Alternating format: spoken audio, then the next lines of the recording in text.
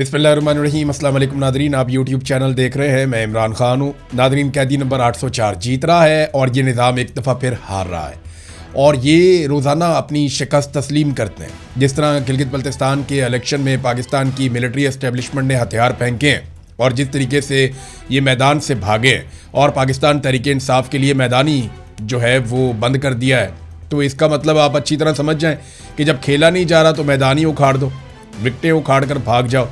और अब तो अंपायर को साथ में लाकर खेलना भी मुश्किल हो गया है। कल एपिसोड हुआ जुनेद अकबर वाला।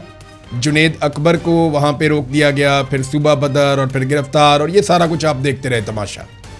और पाकिस्तान तहरीक इंसाफ को बिल्कुल किसी किस्म की लेवल प्लेइंग फील्ड नहीं दी गई। लेवल प्लेइंग फील्ड तो बहुत दूर की बात है, तहरीक इंसाफ को तो फील्ड ही नहीं दी गई और ये ज़बरदस्ती किया जा रहा है वहाँ पे। कल जुनेद अकबर के साथ हुआ और अब असद कैसर साहब के साथ हुआ। असद कैसर साहब इस्लामाबाद एयरपोर्ट से जाना चाह रहे थे स्कर्दू, जहाँ पे उन्होंने इंतखाबी तहरीक चलानी थी पाकिस्तान तहरीक इंसाफ के उम्मीदवारों के लिए, क्योंकि तहरीक इंसाफ तो है नहीं ना, उनके बेचारों का कोई इंतखाबी निशान है, तो वो अलग अलग इंतखाबी निशानों पे इलेक्शन लड़ रहे हैं। वो मैं आपको याद दिलाता रहूँगा वक्तन फ़वक्तन। ये आप एक स्क्रीनशॉट देख लें, यहाँ पे आप अपने अपने हलके में पहचान लें कि आपने मिलिट्री एस्टेब्लिशमेंट के खिलाफ किस उम्मीदवार को किस निशान पर वोट डालना है। तो ये आपकी स्क्रीन पे अब फिर नजर आ रहा है। तो नाजरीन, ये असद कैसर साहब को रोकने के लिए पंजाब पुलिस इकट्ठी हो गई और उन्होंने एयरपोर्ट जाने वाला रास्ता बंद कर दिया। अब ये वहां पे खड़े हैं, पीछे गाड़ियों की कतारें लग गई। यानी इतने को ये बेवकूफ़ लोग हैं और इतने बुखलाए हुए हैं कि असद कैसर को अगर आपने रोकना था स्कर्दू जाने से, तो जब वो एयरपोर्ट के अंदर जाते तो आप उन्हें कहते जी यहाँ पे साइड पे खड़े हो जाए, आप नहीं जा सकते स्कर्दू। तो असद कैसर साहब साइड पे खड़े हो जाते और उसके बाद आप उन्हें कहते जी आप वापस जाएं, तो उनको वापस जाना पड़ता। लेकिन इन बेवकूफ़ों ने सारा का सारा रोड ही ब्लॉक कर दिया और सारा रास्ता बंद कर दिया। हज़ारों गाड़ियां जो है वो ट्रैफिक जैम के अंदर फंस गई और उसके बाद बहुत सारे लोगों की फ़्लाइटें भी मिस हो गई। तो ये इतने अक्लमंद हैं, इनकी बौखलाहट की इंतहा यहाँ तक पहुँच गई है कि एक शख्स को स्कर्दू जाने से रोकने के लिए ये लोग सारा का सारा रोड बंद कर देते हैं, कई लोगों की फ़्लाइटें मिस करवा देते हैं। ख्वाजा साद रफ़ीक की भी फ़्लाइट मिस हो गई। ख्वाजा साद रफ़ीक ने भी जाना था और जाकर यहाँ पे इंतखाबात के लिए जो है ख्वाजा साद रफ़ीक ने कैंपेन चलानी थी गिलगित बल्तिस्तान में। अब वो ख्वाजा साद रफ़ीक ने क्या कहा, ये भी आप सुने। ख्वाजा साद रफ़ीक ने कहा कि आज मुझे इंतखाबी मुहिम के ज़िमन में स्कर्दू जाना था। बर वक्त इस्लामाबाद एयरपोर्ट के बाहर पहुँचे तो देखा कि रावलपिंडी पुलिस ने एयरपोर्ट जाने वाली तमाम ट्रैफिक रोकी हुई है। बहुत कोशिश के बावजूद इस ट्रैफिक ब्लॉकेट की कोई माकूल वजह बयान नहीं की गई। एयर ब्लू ने भी जो है वो एयरपोर्ट के गेट पर ट्रैफिक की जबरी बंदिश के बावजूद फ़्लाइट को वक्त से पहले क्लोज़ किया। स्कर्दू के लिए मुझ समेत 13 मुसाफिरों की फ़्लाइटें मिस हो गईं। हमारे गिर्द सैकड़ों मुसाफिर, ख़वातीन, बच्चे, बुज़ुर्ग गर्मी में रुल रहे थे। मुख्तलिफ़ फ़्लाइट्स के बहुत से मुसाफिरों की फ़्लाइट्स मिस हुई, प्रोग्राम ख़राब हुए। घंटों की खज्जल खुआरी के बाद वापस लौट आए हैं।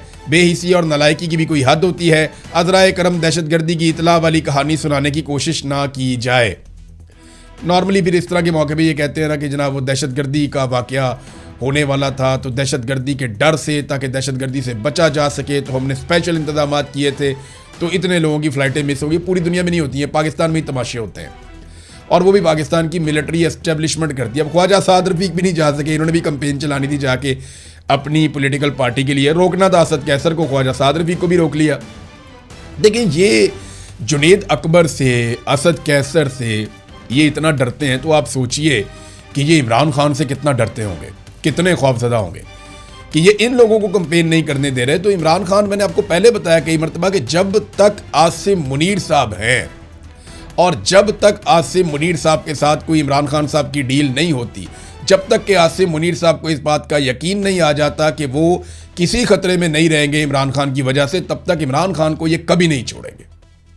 याद रखिएगा, पाकिस्तान की मिलिट्री एस्टेब्लिशमेंट इमरान खान को अपने बारे में या अपने हवाले से सबसे बड़ा ख़तरा समझती है और वो इमरान खान को तब तक नहीं छोड़ेगी जब तक कि उनको मुसीबत नहीं पड़ जाएगी। ये अवाम इमरान खान को छुड़ाएगी। जब अवाम इनको जकड़ लेगी और इनसे कहेगी कि इमरान खान को छोड़ो, तो फिर आप देखेंगे कि अदालतों से इंसाफ भी मिलेगा, फिर इमरान खान साहब बाहर भी आएंगे। जब इनके ऊपर दबाव पड़ेगा, और दबाव पड़ने के 3-4 तरीके हैं। नंबर एक, इनकी मईशत के अंदर वो दुर्गत बन रही है कि ये पाकिस्तान को चलाने क्या घसीटने के काबिल भी नहीं रहे। पाकिस्तान की मईशत की इन्होंने मंजी ठोक दी है, कोई इनको पैसे भी नहीं दे रहा और अवाम के ऊपर बोझ बढ़ता चला जा रहा। एक दबाव इनके ऊपर ये आएगा बहुत शदीद। दूसरा दबाव, अवामी ताकत अगर बाहर आ जाती है और बड़े पैमाने पर लोग निकल कर इन्हें मजबूर कर देते हैं कि अब आप इमरान खान को छोड़ें, आप बेगुनाह उसे मजीद अंदर नहीं रख सकते बाकी कैदियों के साथ, तो वो एक दूसरी सिचुएशन है। तीसरी, आलमी सतह पे इस तरह के मुतालबात आसिम मुनीर के सामने आ रहे हैं जिनके ऊपर अमल दरामद वो कर नहीं पाएंगे। बड़ा सख्त रद्द अमल आएगा पूरी दुनिया से और पाकिस्तान से, तो उसके लिए उन्हें कुछ थोड़ा सा पॉलिटिकल कैपिटल चाहिए होगा और वो सिर्फ इस वक्त पाकिस्तान में इमरान खान के पास है। ये अलग अलग चीज़ें हैं और ये मैं आपको बता रहा हूँ, ये एक तज्जिया है, ये कोई खबर की बुनियाद पे मैं आपको नहीं कह रहा। तो ऑब्वियस है, ये नज़र आता है, कॉमन सेंस की बात है कि आसिम मुनीर साहब को जितना खौफ है वो तो उनके एक्सटेंशन लेने में ही आपको दिखाई दे गया। आपको पता चल गया कि जना बहुत खौफजदा है, इन्होंने एक्सटेंशन ले ली। 3 साल के बाद ना सिर्फ इन्होंने एक्सटेंशन ली बल्कि इस्तिस्ना भी ले लिया, तो वो बहुत डरे हुए हैं।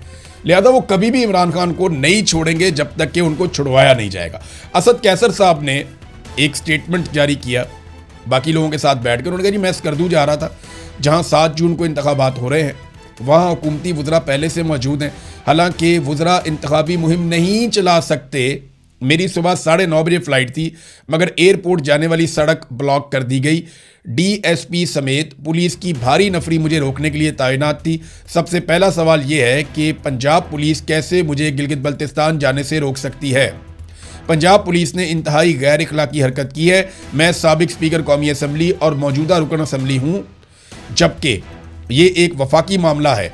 बिलावल भुट्टो भी वहाँ गए, वज़ीर आज़म ने भी वहाँ जाकर ऐलानात किए और पीपल्स पार्टी और नून लीग की पूरी फौज ज़फ़र मौज वहाँ बैठी हुई है, मगर PTI के साथ इम्तियाजी सलूक किया जा रहा है। हमारे सूबाई सदर जुनेद अकबर को सूबा बदर किया गया। ये किस किस्म का नक्शा पेश किया जा रहा है? ये असद कैसर साहब ने एक स्टेटमेंट जारी किया और पाकिस्तान तहरीक इंसाफ खैबर पख्तूनख्वा ने इसको छापा भी है। एक लेटर भी लिखा सोहेल अफरीदी साहब ने। वैसे इन चीज़ों से फ़र्क कोई नहीं पड़ेगा, एस्टेब्लिशमेंट ने अपना फैसला किया हुआ है और उन्हें हुक्म आया हुआ है। देखिए, मुझे ना एक दिन एक सीनियर फौजी ऑफिसर ने ये बात बताई थी। उसने मुझे कहा था कि हमारे यहाँ ऐसा नहीं होता कि हम पॉसिबिलिटीज़ देखते हैं कि ये काम कैसे होगा। उसने कहा हमें ऑर्डर आता है और फिर हम पॉसिबिलिटी बनाते हैं कि ये काम हमने कैसे करना है।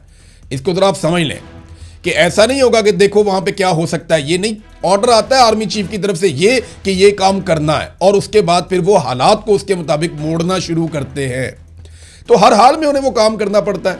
अक्सर मैंने जर्नलिस्टों के मुंह से सुना है कि हमें बताया जाता है चीफ इज़ चीफ, कि जनाब चीफ ही चीफ है, वो जो कहता है बस वही हमें करना पड़ता है, वो जो लिख दे बस वही है, जो वो कह दे अपनी ज़बान से वही हमें करना होता है। और इसको अगर डिक्टेटरशिप नहीं कहेंगे तो और क्या कहेंगे?